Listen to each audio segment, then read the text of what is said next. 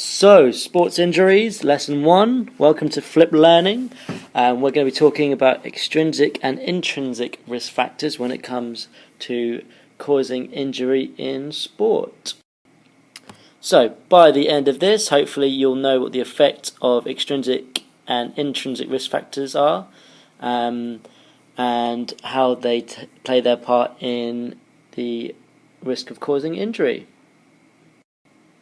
So very simply, anyone knows that if you take part in sport, injury can occur, and these can be caused by a variety of factors, and we're going to be looking at the two, extrinsic and intrinsic. Now you may have heard of these words before, extrinsic and intrinsic, from maybe GCSE PE, or maybe you've heard of them in sports psychology before, but we're going to be looking at those now.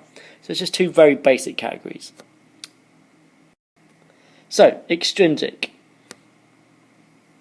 This is when there is a risk from outside the body or the individual. Now, when we talk about the individual, I want you to think of your participant there. So, say you're the coach, they're your participant.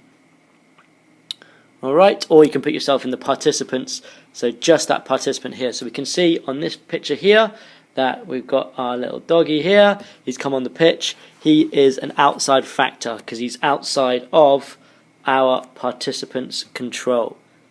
Okay, so dog come on the pitch, eats one of your players.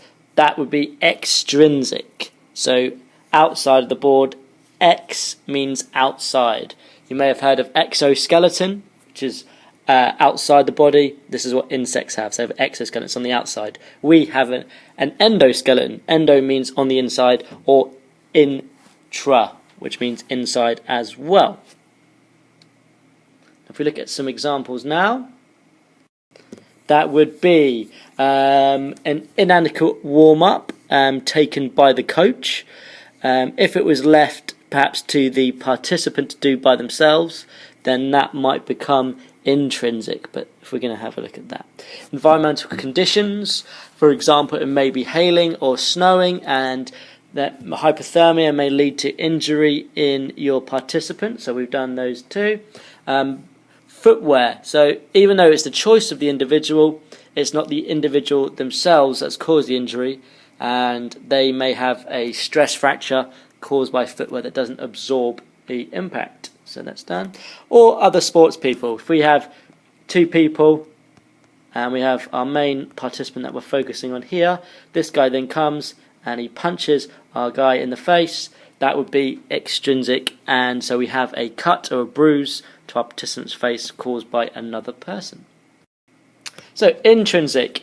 So we see that intra, I-N-T-R, which is right there. Now that means inside, so inside the body or the individual. If you have a look at our little picture here, it's hilarious. Ha ha.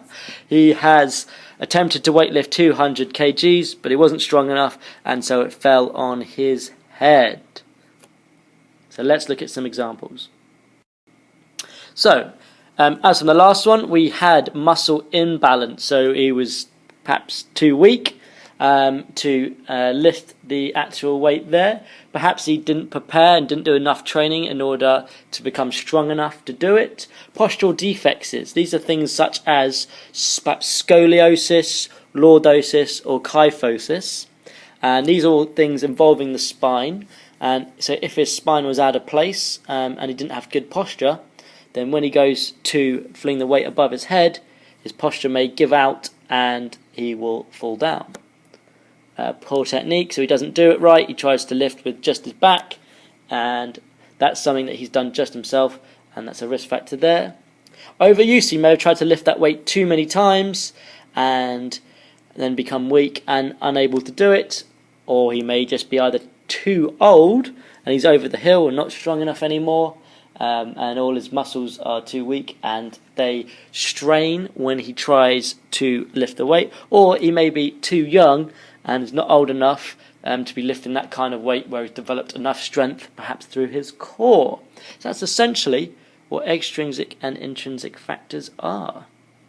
So So these are the questions I want you to answer before coming into the lesson, or have a think of. So, can risk factors be overmanaged? There's an example recently in the news of, in Canada, in some schools, they've actually taken the ball away from football lessons.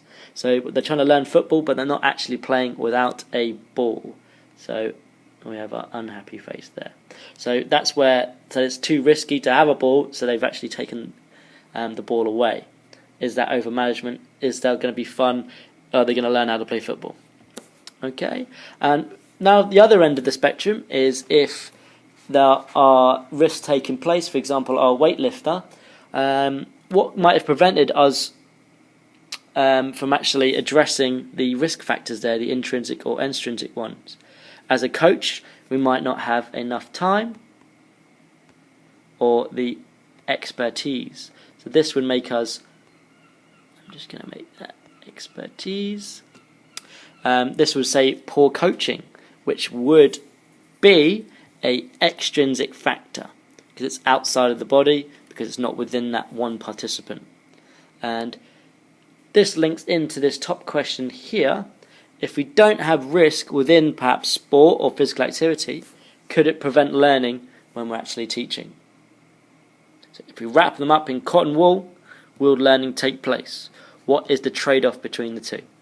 And that is your first Flip Learning session. I hope you enjoyed it. Remember to rewind and go back over anything you didn't know or didn't understand, and just the main difference between extrinsic and intrinsic. If you can nail that, then you've got this first assignment in the bag.